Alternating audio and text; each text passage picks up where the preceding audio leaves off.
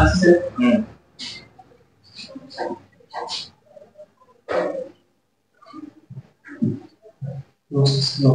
বসো। কি নাম? ধন্যবাদ স্যার। সৌভিক সাইন। বাড়ি? বাড়ি ইছামতক গ্রাম, পূর্ব বর্ধমান জেলা। কি গ্রাম? ইছামতক গ্রাম। কোথায়? ইছামতক গ্রাম কোন পঞ্চায়েত? এটা শিমুলিয়া 2 নম্বর গ্রাম পঞ্চায়েত। শিমুলিয়া 2 নম্বর পঞ্চায়েত। ওই পঞ্চায়েতের মোট আসন সংখ্যা কত? 15টি। মহিলাদের জন্য কয়টি সংরক্ষিত?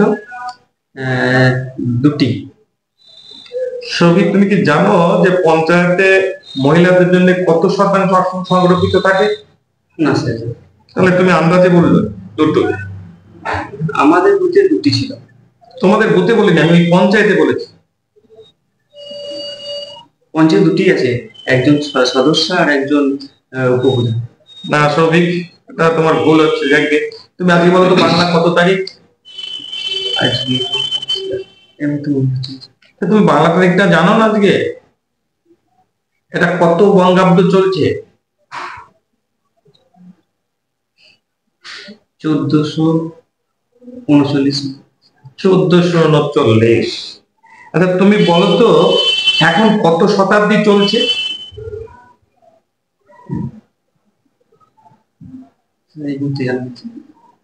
শতাব্দী কত চলছে না জানলে সৌভিক, তুমি একজন ভাবী শিক্ষক। গত পরশুদিন 21শে ফেব্রুয়ারি গেল। তো 21শে ফেব্রুয়ারির মূল ঘটনা ঘটেছিল কত সালে, কোথায়? স্যার ভাষা দিবসকে কেন্দ্র কত সালে কোথায় ঘটেছিল আমার প্রশ্ন।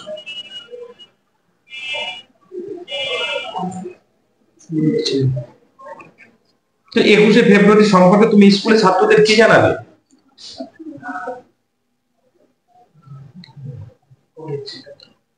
আচ্ছা সৌভিক, আমি বাংলার গান গাই, আমি বাংলার গান গাই, এই গানটির রচয়িতা কি?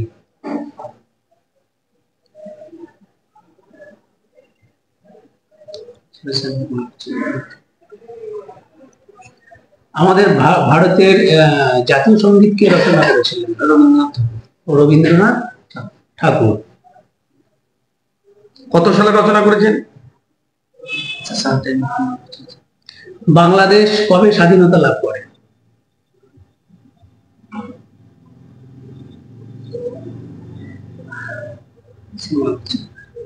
ভারতবর্ষের রাজধানী দিল্লি, বর্তমান দিল্লির মুখ্যমন্ত্রীর নাম কি? রেখা গুপ্তা। রেখা গুপ্তা। আচ্ছা, তুমি প্রাথমিক শিক্ষক হিসাবে তোমাকে আমি কেন রিক্রুটমেন্ট দেব? প্রাথমিক স্কুলের শিক্ষক হতে হলে যেসব গুণাবলী দরকার, আমি মনে করি আমার মধ্যে সেই সব গুণাবলী আছে। আর কিছু না। শিক্ষকতার যোগ্যতার দিক থেকে আমার সবই আছে। একজন শিক্ষক হওয়ার ক্ষেত্রে যা যা প্রয়োজনীয় বর্তমানে, সেটা একই ঘুরে ফিরে কথা হলো, সবারই আছে। তাহলে সবাইকেই নেবো? আমার তো 3 জনকে ডেকে আমার 1 জন নিতে হবে, 2 জন বাদ দিতে হবে। তোমাকে আমি নেবো।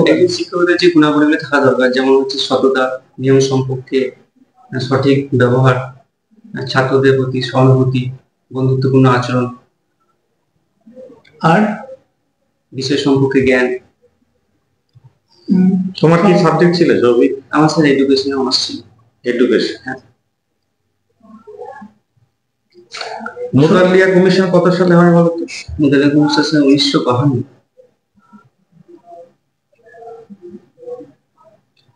5 জন পৃথিবী বিখ্যাত 5 জন অরাজনৈতিক ব্যক্তিত্বের নাম বলো।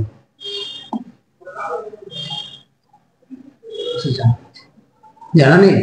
ভারত বিখ্যাত 5 জন অরাজনৈতিক ব্যক্তিত্বের নাম জানা নেই? সৌরভ গাঙ্গুলির নাম শুনেছো? সচিন তেন্ডুলকরের নাম শুনেছো? রবীন্দ্রনাথ ঠাকুরের নাম শুনেছো? রামকৃষ্ণ পরমহংসদেবের নাম শুনেছো? স্বামী বিবেকানন্দের নাম শুনেছো? তাহলে এরা বিখ্যাত নয়? এটা তো ভারত বিখ্যাত। হ্যাঁ, আর পৃথিবী বিখ্যাত বললে কি হবে? অরাজনৈতিক ব্যক্তিত্ব যদি পৃথিবী বিখ্যাত হয়, তাহলে কি কি হতে পারে? রামকৃষ্ণ দেব, রবীন্দ্রনাথ ঠাকুর, হ্যাঁ, স্বামী বিবেকানন্দ, হ্যাঁ। তুমি ভারতের বাইরেও বলতে পারো। তুমি যে ডিনাই করে গেলে যে না জানা নেই।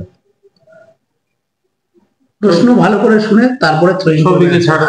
ঠিক আছে, এসো। ধন্যবাদ।